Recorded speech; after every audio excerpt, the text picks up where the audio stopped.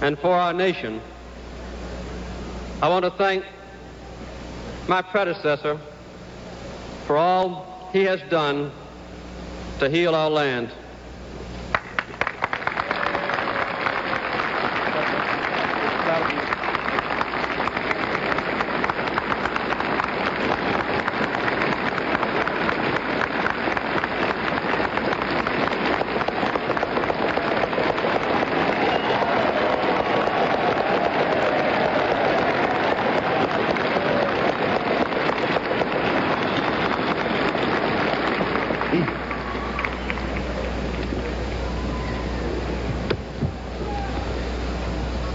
In this outward and physical ceremony, we attest once again to the inner and spiritual strength of our nation. As my high school teacher, Miss Julia Coleman, used to say, we must adjust to changing times and still hold to unchanging principles. Here before me is a Bible used in the inauguration of our first president in 1789. And I have just taken the oath of office on the Bible my mother gave me just a few years ago, opened to a timeless admonition from the ancient prophet Micah. He has showed thee, O man, what is good, and what doth the Lord require of thee, but to do justly, and to love mercy, and to walk humbly with thy God. This inauguration ceremony marks a new beginning, a new dedication within our government, and a new spirit among us all. A president may sense and proclaim that new spirit, but only a people can provide it. 2 centuries ago, our nation's birth was a milestone in the long quest for freedom. But the bold and brilliant dream which excited the founders of this nation still awaits its consummation. I have no new dream to set forth today, but rather urge a fresh faith in the old dream. Ours was the first society openly to define itself in terms of both spirituality and human liberty.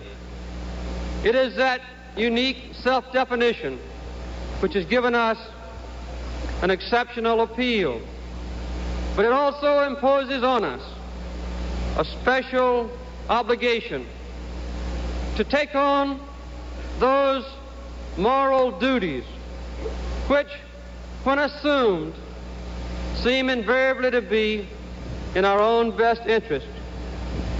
You have given me a great responsibility to stay close to you, to be worthy of you, and to exemplify what you are. Let us create together a new national spirit of unity and trust. Your strength can compensate for my weakness, and your wisdom can help to minimize my mistakes. Let us learn together and laugh together and work together and pray together, confident that in the end we will triumph together in the right. The American dream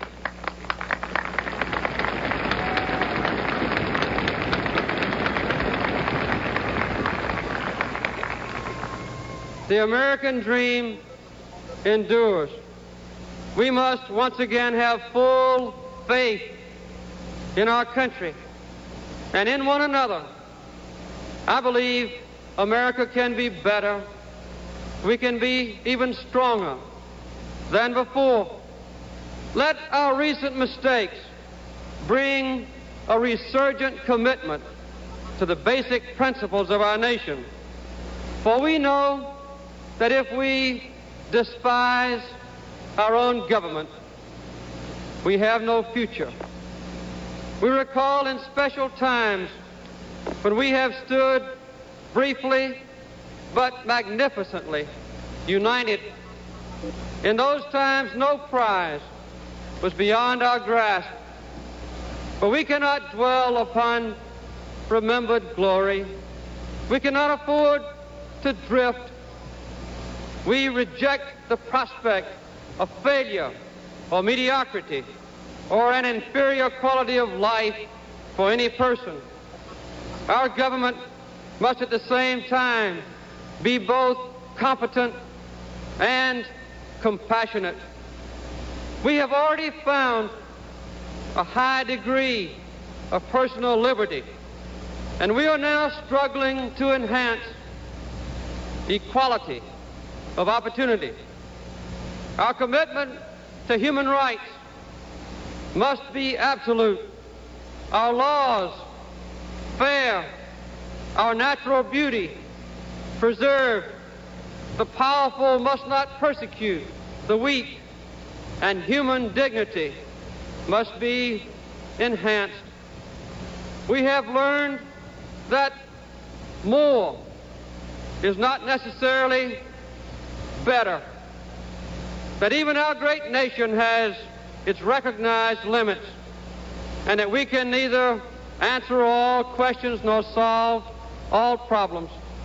We cannot afford to do everything, nor can we afford to lack boldness as we meet the future.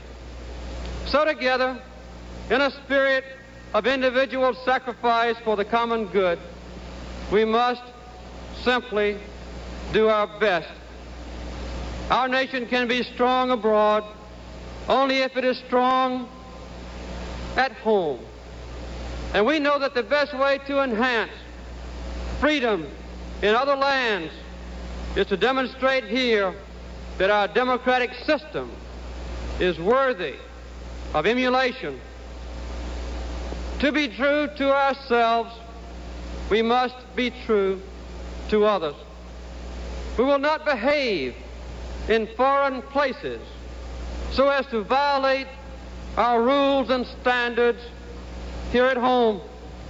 For we know that the trust which our nation earns is essential to our strength. The world itself is now dominated by a new spirit.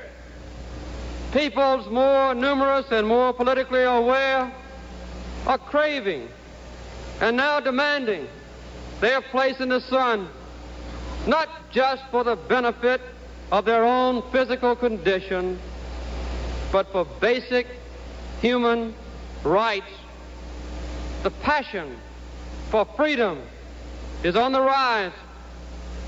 Tapping this new spirit, there can be no nobler nor more ambitious task for America to undertake on this day of a new beginning than to help shape a just and peaceful world that is truly humane. We are a strong nation, and we will maintain strength so sufficient that it need not be proven in combat. A quiet strength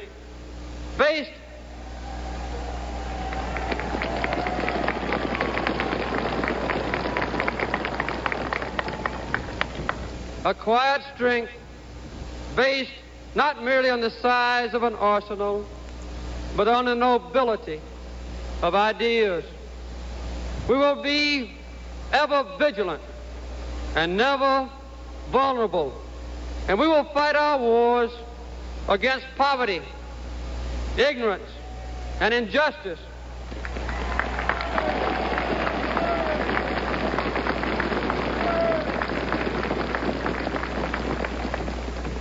For those other enemies against which our forces can be honorably marshaled.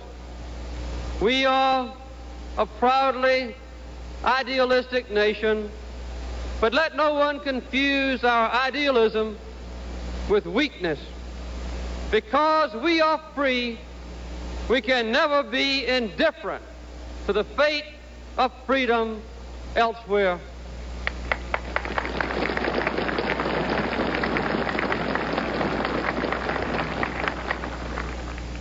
Our moral sense dictates a clear-cut preference for those societies which share with us an abiding respect for individual human rights. We do not seek to intimidate, but it is clear that a world which others can dominate with impunity would be inhospitable to decency and a threat to the well-being of all people. The world is still engaged in a massive armaments race designed to ensure continuing equivalent strength among potential adversaries. We pledge perseverance and wisdom in our efforts to limit the world's armaments to those necessary for each nation's own domestic safety. And we will move this year a step toward our ultimate goal, the elimination of all nuclear weapons from this earth.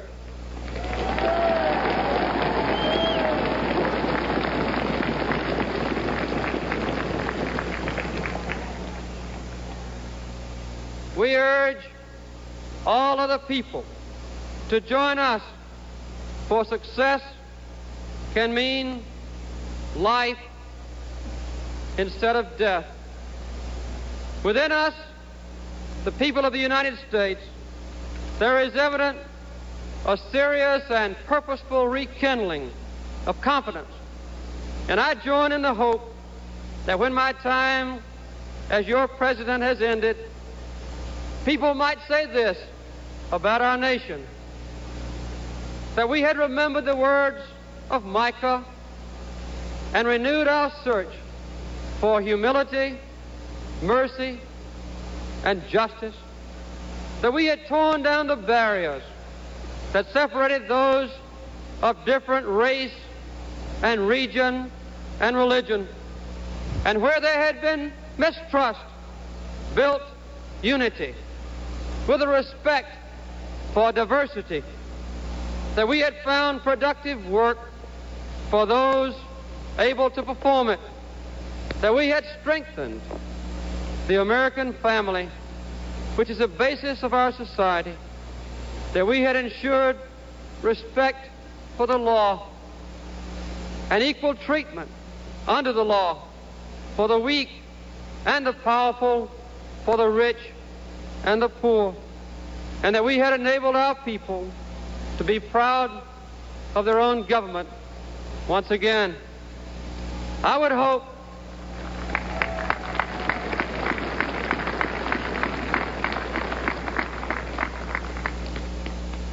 that the nations of the world might say that we had built a lasting peace based not on weapons of war, but on international policies which reflect our own most precious values.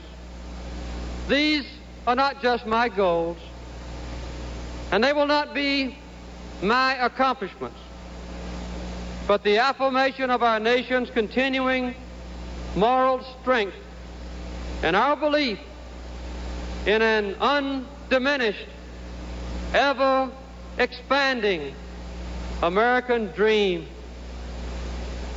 Thank you very much.